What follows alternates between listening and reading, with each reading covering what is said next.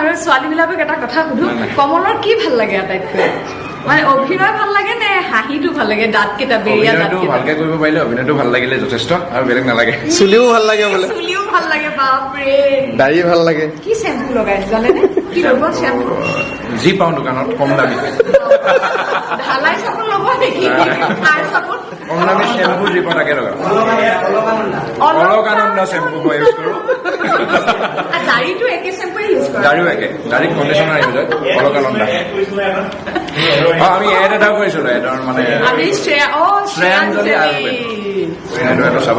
আমি মুঠতে বাউলী মেঘৰ সাধুত কেইবাজনো আচলতে বাউলী গোট খাইছো। গতিকে সকলো কি বাউল কৰিছো আপোনালোকে চাব আহিব লাগিব 18 আৰু 19। তাৰ মাজৰ আটাইতকৈ চূড়ান্ত বাউলী বাউলা কি হ'ব বাউলা কৌশিক নাথ সুদূৰ মাজুলীৰ পৰা অহা ছিক্কিম